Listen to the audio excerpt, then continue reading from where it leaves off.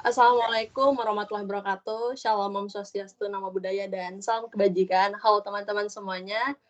Pagi ini kita berkumpul untuk melakukan diskusi kita terkait tugas dari Bapak Priyo Amboro, yaitu mengenai pemikiran yang paling kita setujui tentang pembaharuan hukum yang untuk Indonesia. Nah, sebelumnya kita udah setuju dan sepakat nih, kita mengambil pemikiran hukum untuk kehendak umum. Nah, baik. Kita mulai diskusi dulu ya. Nah, kalau menurut aku sendiri nih, hukum sebagai kehendak umum, kan pada hakikatnya kita tahu negara Indonesia ini adalah negara demokrasi. Kekuasaan suatu negara demokrasi pasti berada di tangan rakyat untuk kepentingan bersama. Nah, di Indonesia sendiri, penerapan demokrasi didasari oleh Pancasila sila keempat yang berbunyi kerakyatan yang dipimpin oleh hikmat, kebijaksanaan, dalam permusyawaratan, dan perwakilan.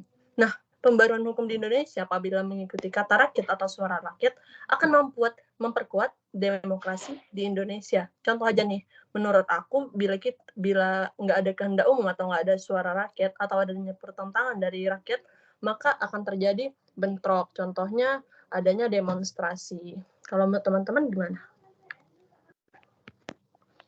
Menurut aku karena sejalan dengan definisi keadilan yang dimana memiliki peluasan makna terkait keadilan hukum merupakan satu kesatuan, keadilan hukum dapat tercermin dalam berbagai peraturan perundang-undangan. Misalkan nih, peraturan perundang-undangan merupakan bagian landasan filosofis yang mengacu pada keadilan hukum. Landasan sosiologis mengacu pada kemanfaatan hukum, dan landasan yuridis mengacu pada kepastian hukum. Landasan filosofis sebagai dasar utama dalam perkembangan ilmu pengetahuan perundang-undangan, di mana terdapat tujuan hukum, sumber hukum, dan pada dasarnya akan menentukan hakikat keadilan hukum tersebut.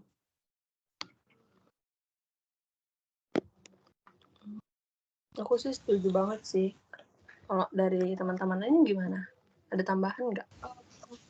Ada tambahan dari aku. Kalau aku sendiri itu lihat dari pemikirannya Rousseau yang dimana dalam bukunya itu dia mengatakan bahwa kehendak tetap dari semua warga negara ini merupakan kehendak umum, dan manusia itu kan bebas tetapi tidak memiliki otoritas alami atas sesamanya. Nah, ketika undang-undang diajukan dalam Majelis Perwakilan Rakyat, yang ditanyakan oleh rakyat ini bukanlah apakah majelis ini menyetujui atau menolak pengajuan tersebut, melainkan apakah undang-undang itu selaras dengan kehendak umum yang dimana itu merupakan kehendak mereka.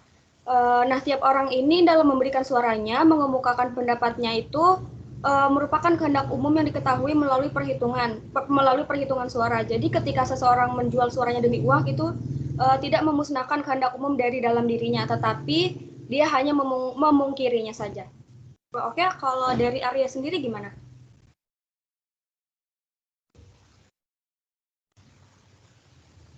Dari aku ya, seperti yang kita tahu semuanya, itu hukum itu kan dijadikan sebuah ujung tombak dalam suatu tatanan masyarakat modern. Dengan menempatkan hukum itu sebagai salah satu lentera di tengah kegelapan dalam tatanan masyarakat modern ini, yang sangat mengedepankan tindakan yang melanggar hak asasi manusia. Jadi kita meminjam dari pendapat dari Rousseau ini, hukum adalah wujud dari volante generale. Jadi hukum itu berfungsi untuk melindungi kepentingan bersama sekaligus kepentingan pribadi.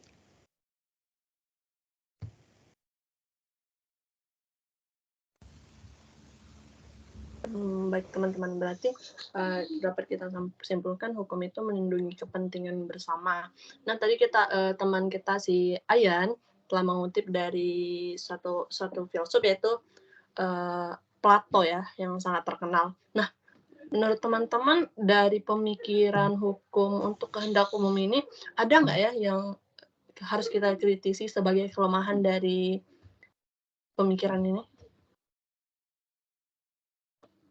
Gimana teman-teman?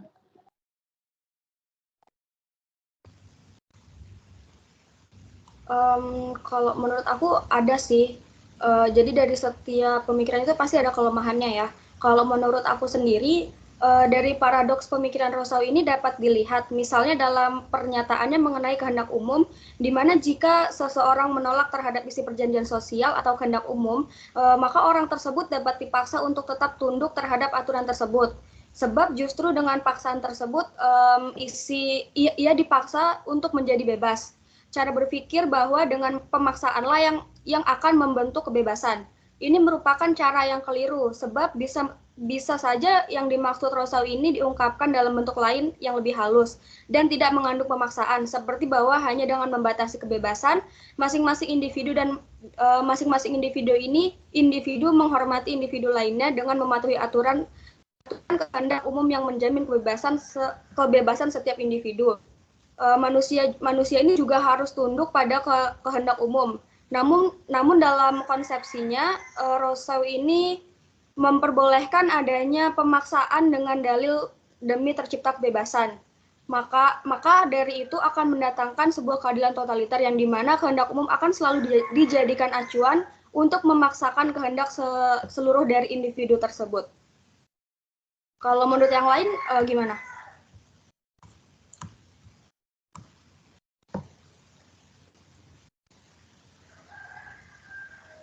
Kalau dari aku sih pemikiran ini aku anggap kelemahannya itu kan hukum atas kehendak umum. Kehendak umum ini sebagai terminologi yang diganti dengan kata suara rakyat. Nah, pemikiran ini menurut aku akan sangat sulit mendapat hukum yang sangat sesuai untuk masyarakat, karena kita tahu sendiri masyarakat Indonesia itu sangat banyak, 200 lebih juta jiwa. Nah, akan sangat sulit untuk mendapat satu hukum yang disepakati di Indonesia, karena setiap pemikiran orang beda-beda, dan setiap pendapat orang beda-beda, dan keinginan setiap masyarakat tuh beda-beda. Gitu sih dari aku. Kalau dari teman-teman lain gimana?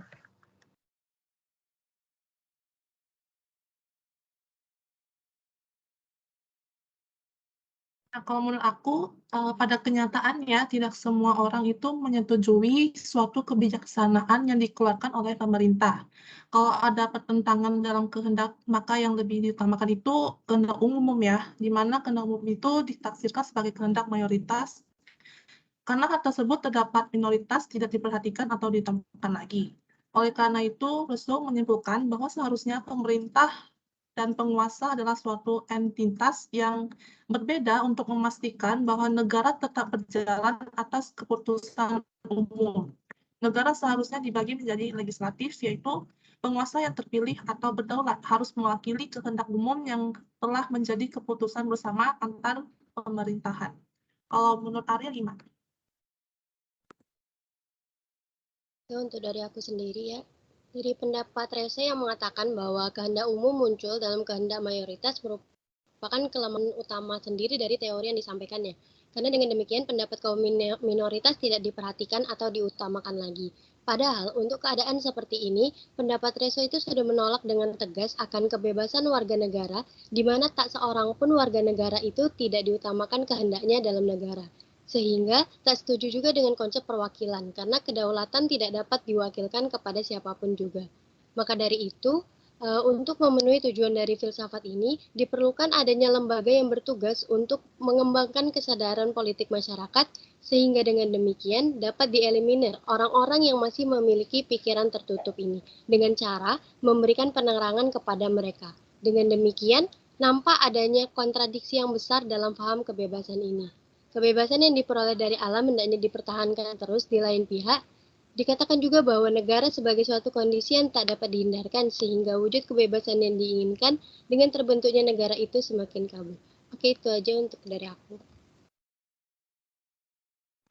Baik teman-teman, berarti kita telah menyampaikan kita setuju dengan pemikiran kehendak umum, tetapi juga kita telah menemukan kelemahan-kelemahan dari pemikiran ini. Tapi dari sekian banyaknya pemikiran, berarti kita lebih setuju terhadap pemikiran hukum untuk kehendak umum. Benar nggak begitu, teman-teman? Iya, benar seperti itu. Ya, benar. Baik. Mungkin kita rasa cukup sampai di sini ya topik diskusi kita. Dari teman-teman kira-kira ada tambahan nggak? Menurut aku udah cukup sih dari pembahasan kita tadi. Udah cukup semua ya? Iya, udah cukup juga. Udah. Baik. Kalau begitu kita tutup saja forum hari ini. Terima kasih teman-teman telah hadir dan telah menyelesaikan proyek kita hari ini. Sampai jumpa. Assalamualaikum warahmatullahi wabarakatuh. Salam Swastiastu, Namo Buddhaya, dan salam kebajikan.